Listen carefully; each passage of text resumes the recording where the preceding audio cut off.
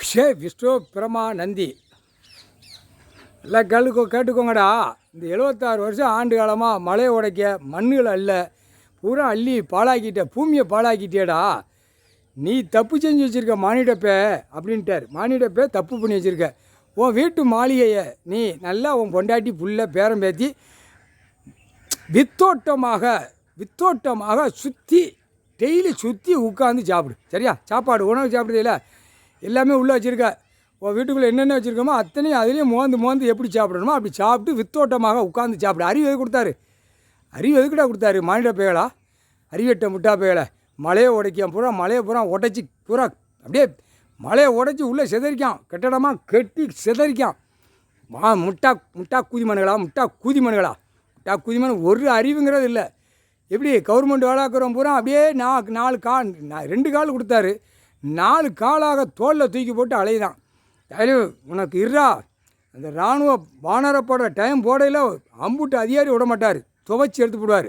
இதா கடவுளால் தான் முடியும், வேறு யாரால் முடியாது. உங்களை அடக்கிறது கடவுள் தான், புரிஞ்சுக்கோங்கடா.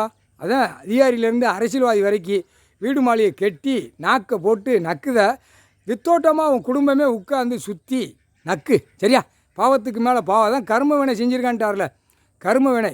வீடு மாளிகை கட்டுவான், கிடாயை வெட்டுவான், கோழி வெட்டுவான், ஆடு மாடுகளை வெட்டுவான். இதெல்லாம் எவ்வளோ பெரிய தப்புடா. உன்ன மாதிரி அது உயிர்டா. அதான் ஒரே உயிர் படைக்கிறது. அவர் ஏட்டில் எழுதின கணக்கு ஒரே உயிர் படைக்கிறது. ஆடு மாடு கோழி பறவை எல்லாமே. மானிட வாயை திறந்து பேசுறதுனால அதுகளுக்கு இற வைக்க சாப்பாடு உணவு வைக்கிறதுக்காக தான் வாயை திறந்து விட்டார். இல்லைன்னா அப்போயே வாயை அடைச்சிருப்பார். இந்த கூத்தடிக்கிற முதல்ல இருந்துச்சுன்னா வாயை கட்டியிருப்பார். கண்டார் வலிமான ஆணுக்கும் பெண்ணுக்கும் வாயை கட்டி உன் உயிர் தடத்தை கெட்டினாரா ஒரு மயிர் இவ்வளோ உற்பத்தி வராது. பூரா மாதிரி கிடந்து பாழாக்குதேடா, முட்டா குய்மனடா. பொட்டாடுறா கணக்கு. அவன் மாளிகையை இப்போ பூரா வாழ்க்கத்தியை வீசி எறிதார். அந்த கட்டடத்தை சுற்றி ஏற்கனவே மால் போட்டு கட்டிட்டார். உலக நாடு, தாய் நாடு, தமிழ்நாடு.